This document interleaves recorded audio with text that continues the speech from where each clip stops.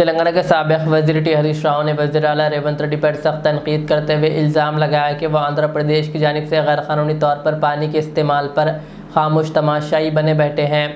हरीश राव ने कहा कि आंध्र प्रदेश को 666 टीएमसी पानी इस्तेमाल करने की इजाज़त है, लेकिन अब तक वो 657 टीएमसी पानी इस्तेमाल कर चुके हैं, यानी सिर्फ 9 टीएमसी बाकी है। इसके बावजूद आंध्र प्रदेश मुसलसल तेलंगाना के पानी का गैरकानूनी तौर पर इस्तेमाल कर रहा है। कहा तेलंगाना को 343 टीएमसी पानी मिलना चाहिए, लेकिन अब तक सिर्फ 220 टीएमसी ही हासिल हुआ है। हरीश राव ने सवाल किया कि तेलंगाना को इसका बकिया पानी कहां मिलेगा और वज़ीर आला रेवंत रेड्डी इस मामले पर खामोश क्यों है। ఆంధ్ర ప్రదేశ్ కు 666 టీఎంసీల నీళ్లు రావాలి, కానీ ఆంధ్ర ప్రదేశ్ ఇప్పటికే 657 వాడేసింది। 666లో 657 టీఎంసీలు వాడింది। ఇక ఆంధ్ర ప్రదేశ్ కున్న హక్కు ఎంత? ఇంకా 9, కేవలం 9 టీఎంసీలే। కానీ ఇవాళ కూడా సాగర్ కుడి కాలువలో 10,000 క్యూసెక్కులు పోతున్నాయి, ముచ్చమరిలో పోతున్నాయి, పోతిరెడ్డిపాడులో పోతున్నాయి। మరి నీకేం కావాలి? రేపు తెలంగాణకి ఎట్లా? తెలంగాణకి ఎంత రావాలి? ఆ రేషియో ప్రకారం 34 ప్రకారం చూసినా కూడా 343 టీఎంసీల నీళ్లు తెలంగాణకు రావాలి।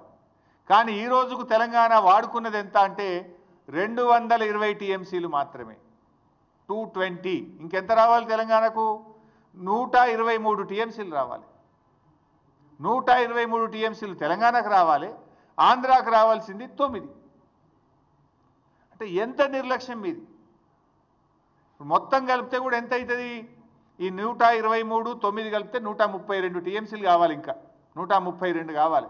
ఉన్న నీళ్ళు ఎంత తెలుసా? ఇప్పుడు శ్రీశైలంలో సాగర్లో కలిపి ఉన్నాయి 100 టీఎంసీలు। ఇప్పుడు మరి యాడికెళ్ళి తెస్తావు?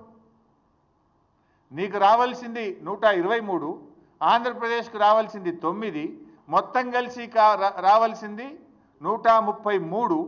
ఇప్పుడు ఉన్నది ఎంత అంటే 100। మరి ఇప్పుడు నష్టం ఎవరికి? ఈ 100లో వాడు ఇంకా తరలిస్తూనే ఉన్నాడు, బంద్ పెట్టాలి కదా। ఈ 100లో కూడా ఆంధ్రప్రదేశ్ తీసుకుపోతూనే ఉన్నది ఇంకా। మరి తెలంగాణ మన వాటా పోతుంటే, వాళ్ళు తరలించుకుపోతుంటే గుడ్లప్పగించి ఎందుకు చూస్తున్నారు? ఇంజనీర్లు ఏం చేస్తున్నారు? మీరు ఆంధ్రాకి వెళ్ళి ఆంధ్ర చీఫ్ సెక్రటరీ రిటైర్డ్ తెచ్చి అడ్వైజర్గా పెట్టుకున్నారు కదా, అడ్వైజర్ ఏం చేస్తుండు? ఈఎన్సీలు ఏం చేస్తుండు? నీటిపారుదల శాఖ మంత్రి ఏం చేస్తుండు? ముఖ్యమంత్రి ఏం చేస్తున్నాడు?